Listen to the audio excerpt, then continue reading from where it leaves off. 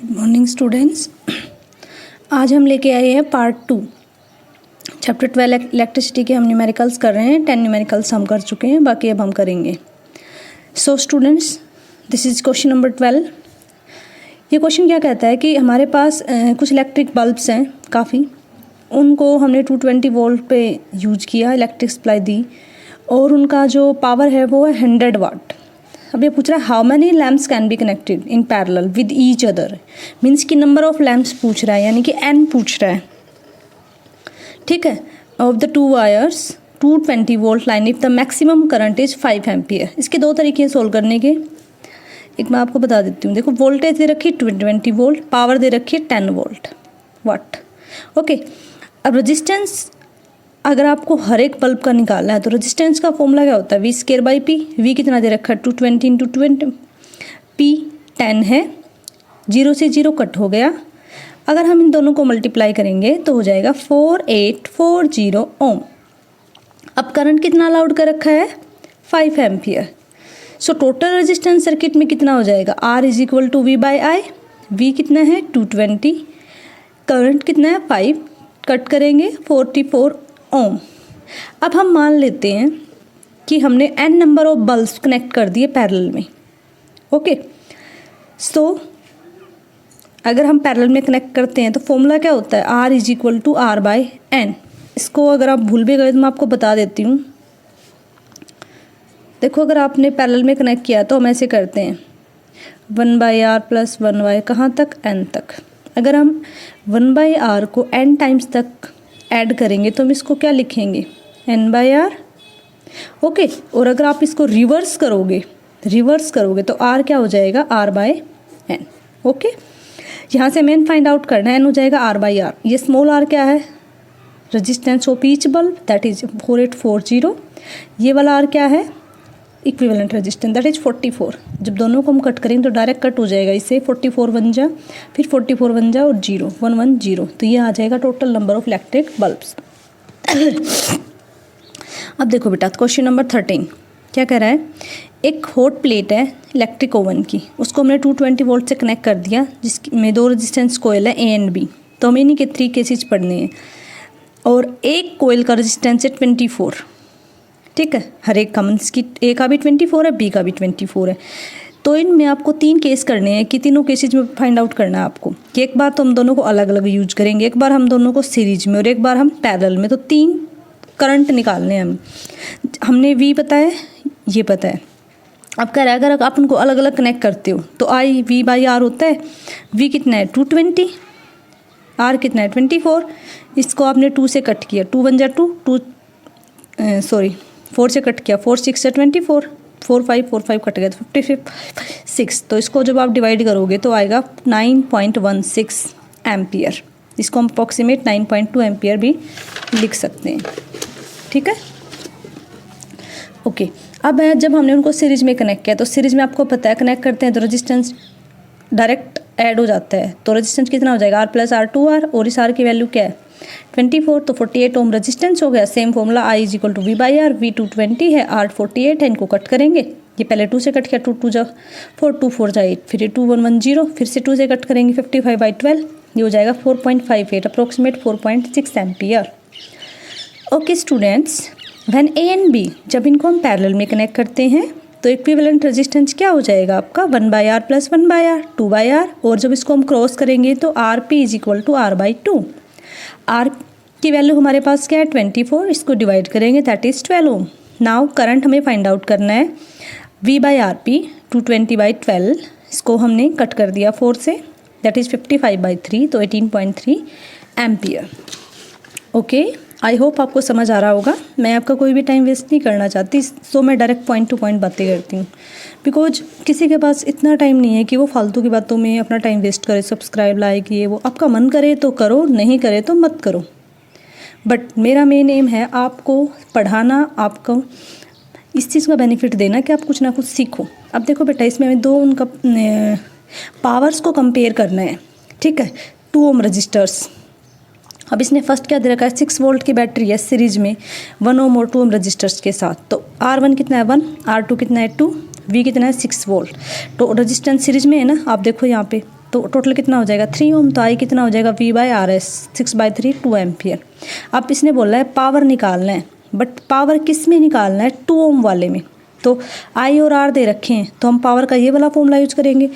Power के 3 फॉर्मूले होते हैं, P = VI I²R V²/R, but according to situations आप देखोगे हमें कौन सा यूज करना है। अब हमारे पास आई और आर हैं तो हम ये यूज करेंगे। I²R, आई की वैल्यू 2 × 2 और ER की 2, 8 वोल्ट आ गया। ठीक है, 8 वाट आ गया। अब सेकंड में क्या कह रहा है, 4 वोल्ट की बैटरी है, उसको पैरेलल में कनेक्ट किया है 12 ओम के साथ एंड 2 ओम के साथ। ठीक है, पावर हमें फाइंड आउट करनी है। सो 1/RP 1/12 + 1/2, ये टोटल इसका रेजिस्टेंस आ गया। V कितना होता है 4 वोल्ट होता है, पावर 2 ओम के लोग निकालनी है।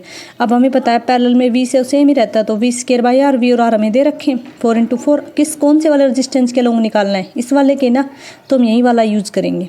ये कट हो गया, इससे 8 वाट, दोनों का रेशियो आ गया P1/2 P2। बहुत इंपॉर्टेंट क्वेश्चन, इसको बहुत ध्यान से करना आप, और ये भी मोस्ट इम्पोर्टेंट क्वेश्चन है, इसको आप बहुत ध्यान से करना। CBSE में बहुत पूछा जाता है। 2 लैंप हैं, एक 100 वोट और 220 का है, और सेकंड है 220 और 60 वाट का। इनको पैरेलल में कनेक्ट कर दिया और आपको करंट फाइंड आउट करना है। ठीक है, तो फर्स्ट लैंप में देखो आप, V दे रखा है 220, P दे रखा है 100 वोट, तो फॉर्मूला लगा देंगे R = V²/P। 220 × 220, 0 से 0 कैंसिल आउट, 484। सेकंड वाले में भी ऐसे ही फॉर्मूला लगाएंगे। ठीक है, अब आपको ये पता चल गया ना कि हम कब कौन सा फॉर्मूला लगा रहे हैं, V/P2। तो ये 220 × 220, ये कितना होता है 60, इसको कट कर दो आप 2 से, तो ये आ जाएगा 806.7। ठीक है, अब 2 लैंप हैं, उनको पैरेलल में कनेक्ट कर दिया, तो 1/R इक्विवेलेंट क्या आ जाएगा। ओके, तो 1/R इक्विवेलेंट क्या हो जाएगा 1/RP 1/R1 + 1/R2। इसको हमने LCM लिया R1 + R2, RP क्या हो जाएगा R1 R2 R1 + R2। सो इन दोनों की वैल्यूज, ये हमने इसलिए सोल्व किया था कि हमें इतने बड़े को ऐसे लिख देंगे तो ज़्यादा प्रॉब्लम हो जाएगी, तो हमने इन दोनों को ऊपर मल्टीप्लाई कर दिया, नीचे दोनों को ऐड कर दिया। मल्टीप्लाई करने पर ये आएगा, ऐड करने पर ये आएगा, दोनों को आप डिवाइड करोगे तो आ जाएगा 302.6 ओम। ठीक है, अब करंट फाइंड आउट करना है V/RP 220/302.6, इसका 10 पॉइंट हटाया तो ऊपर 10 चला गया, दोनों को डिवाइड किया 0.73 एम्पियर। नाउ नेक्स्ट क्वेश्चन, ये पूछ रहा है कि मेरे पास एक तो टीवी सेट है। ओके, जो टीवी सेट है वो है 250 वाट का, 1 आवर मतलब यूज कर रहा है वो, 1 आवर में इतनी एनर्जी यूज कर रहा है, और ये इतना यूज कर रहा है 1200 वोट टोस्टर है और 10 मिनट्स में। तो इसमें ये बताना है, दोनों की पहले तो हम एनर्जी फाइंड आउट करेंगे और फिर ये बताएंगे कौन ज़्यादा यूज कर रहा है, तो हम पहले वाले की निकालेंगे। 250 वाट 1 आवर में कितना यूज कर रहा है 250 × 1 250 वाट किलो वाट आवर। अब हम निकालेंगे इसकी, बट इसमें मिनट दे रखे हैं तो हम इसको ना आवर में चेंज करेंगे, 10/60 करके 1/6 आवर में इसका निकालेंगे। देखो इसकी एनर्जी आई 250 वाट आवर, इसकी आई 200 वाट आवर। अब आपको क्लियर दिख रहा है 250 बड़ा होता है 200 बड़ा होता है, तो 200 बड़ा होता है या 250 बड़ा होता है, बोलो 250 बड़ा होता है। ठीक है, सो किसने ज़्यादा एनर्जी यूज़ करी 250 वाट वाले ने। ओके, इसने कम एनर्जी यूज करी। अब क्या कह रहा है, एक इलेक्ट्रिक हीटर है, रेजिस्टेंस 8 ओम, ड्रोन 15 एम्पियर। ठीक है, ये इसका रेजिस्टेंस है, इसने करंट ड्रोन किया और टाइम लिया 2 आवर्स। तो हमें रेट एट विच, मैंने आपको बता रखा जहाँ पे रेट वर्ड मिले मीन्स डिवाइड, उसको टाइम से डिवाइड करना है। तो हीट आपको H/T निकालना है। H/T means heat by time क्या होता है, पावर भी होता है, इसका फॉर्मूला क्या होता है I²R, I × R 225 इंटू में 8, इनको मल्टीप्लाई करो 1800 वोट, 1800 जूल पर सेकेंड। ओके, NCERT में इसका शायद आंसर गलत है, आप इसको एक बार क्रॉस चेक करना, यही आंसर आएगा इसका। ओके, नेक्स्ट क्वेश्चन है आपका, ये थ्योरेटिकली क्वेश्चन है कि why is tungsten used almost exclusive for filament of incandescent lamps. तो हम टंगस्टन मीन्स आपने देखा होगा बल्ब, उसमें एक ऐसा वो बना होता है, इसको ही बोलते हैं टंगस्टन का फिलामेंट।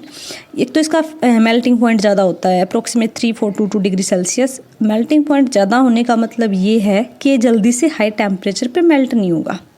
जैसे कॉपर वायर है, जल्दी मेल्ट हो जाता है और ये इनकैंडेसेंट बन जाता है इतनी हाई मेल्टिंग पॉइंट के बाद। मीन्स कि ये वर्ड कई बार ऐसा होता है जो बच्चों को समझ नहीं आता है कि इस वर्ड का मतलब क्या है, मैं आपको बता देती हूँ। इनकैंडेसेंट का मतलब है emit light at high temperature, मतलब वो बल्ब, वो लैम्प जो हाई टेम्परेचर पे लाइट एमिट करते हैं उनको बोलते हैं इनकैंडेसेंट लैम्प। ओके, और इनकी रजिस्टिविटी भी क्या होती है, हाई। ठीक है, आप ये कोई भी 3 में से 2 रीजन्स लिख सकते हो, आपकी अपनी चॉइस है। उसके बाद है आपका why are the conductor of electric heating device such as toaster and electric irons made of an alloy rather than a pure metal. जैसे कि ये कह रहा है कि जितने भी जैसे आपके मटेरियल्स हैं, लाइक टोस्टर हैं, इलेक्ट्रिक आयरन्स हैं, जो हीटिंग एलिमेंट्स हैं, राड है, ओके, वो है ना मेटलॉइड्स के बने होते हैं, मीन्स कि अलॉय के बने होते हैं, प्योर मेटल के नहीं बने होते। तो इसका रीज़न ये है कि जो अलॉय है ना, उसकी रजिस्टिविटी, अलॉय होता है बेटा काफ़ी सारी मेटल्स का मिक्सअप करके जो बनाया जाता है, उसकी रजिस्टिविटी ज़्यादा होती है as compare to resistivity of metals. और रजिस्टिविटी ज़्यादा होगी, इट मीन्स वो ज़्यादा हीट प्रोड्यूस करेगा, because H is equal to I²RT। तो जिसका R ज़्यादा होगा, R is equal to ρL/A। और जब ये 1 होते हैं तो दोनों सेम ही तो होते हैं। तो जिसका रजिस्टिविटी ज़्यादा मीन्स उसका रेजिस्टेंस ज़्यादा, और रेजिस्टेंस ज़्यादा तो उसकी हीट ज़्यादा, और वी वांट मोर हीट। ठीक है, अब पूछ रहा है, ये थ्योरेटिकली क्वेश्चंस पूछे जाते हैं बेटा, इनको आप बहुत अच्छे से करिएगा। Why is the series arrangement not use for domestic circuit. So मैं आपको थोड़ा सा सीरीज के बारे में बता देती हूँ। सीरीज अरेंजमेंट में होता क्या है, जैसे आप दिवाली पे लड़ी वगैरह लेके आते हो, वो एक तरीके से सीरीज अरेंजमेंट है। सीरीज अरेंजमेंट में हमको ना हम एक ही लाइन में ऐड कर देते हैं सीधा। ठीक है, सीरीज अरेंजमेंट, उसमें क्या होता है, आई आपका सेम रहता है, बट जो वी है ना वो चेंज होती रहती है। और सीरीज में ना आर क्या होता है, ज़्यादा होता है। ओके, सो इसके 2 आंसर्स, आप ये भी कर सकते हो, ये भी कर सकते हो, आपकी अपनी चॉइस है। सीरीज अरेंजमेंट में क्या होता है, एक रेजिस्टेंस ज़्यादा होने की वजह से आर क्या होता है, वी क्या होता है, IR। सो ये कह रहा है अगर R ज़्यादा हो जाएगा तो I कम हो जाएगा। ठीक है, और हम क्या चाहते हैं, हम ये चाहते हैं कि हमें ज़्यादा से ज़्यादा करंट मिले, we don't want more resistance. ठीक है, और ये रीज़न है कि अगर हम मान लो सीरीज अरेंजमेंट घर पे करते हैं, टीवी है, बल्ब है, फ्रिज है, बहुत सारी चीज़ें हैं, क्या हम सब पे सेम करंट अप्लाई कर सकते हैं। मान लो एक आपको AC चलाना, एक आपको बल्ब जलाना, क्या दोनों सेम करंट से चलेंगे, सोचो, नहीं चलेंगे ना। सो हर एप्लीकेशंस के लिए अलग अलग करंट्स की हमें वैल्यू नीड होती है। तो और इसमें एक और प्रॉब्लम भी है सीरीज में, अगर एक ख़राब हो गया तो सारा सिस्टम ख़राब हो जाएगा, मतलब बाकी चीज़ें काम करना बिल्कुल बंद कर देंगी, क्योंकि सेम करंट पास हो रहा है। तो काफ़ी सारे रीजन्स हैं, जो आपको अच्छा लगे वो आप एक्सप्लेन कर सकते हो। तो हाई रेजिस्टेंस की वजह से इसको यूज नहीं करते, एक सेम करंट फ्लो करता है, एक अलग अलग वोल्टेज होती हैं। सेकंड है कि रेजिस्टेंस और इसमें एरिया में क्या रिलेशन है। तो अभी मैंने आपको फॉर्मूला बताया था, R is equal to ρL/A होता है। तो आप यहाँ से चेक करो, अगर ये दोनों कॉन्स्टेंट हैं तो ये हो जाएगा इन्वर्सली प्रोपोर्शनल। ठीक है, सो अगर एरिया कम है तो रेजिस्टेंस ज़्यादा हो जाएगा। जैसे आप एरिया ऐसे लो, ये जैसे एरिया, एक एरिया ये हो गया। ठीक है, अब इसमें देखो एरिया कम है ना, तो इसका रेजिस्टेंस ज़्यादा हो जाएगा। इसका एरिया ज़्यादा है तो इसका रेजिस्टेंस कम हो गया। इसीलिए तो हम मोटे वायर्स यूज करते हैं, आपने देखा होगा जो मेन सप्लाईज होती हैं बाहर।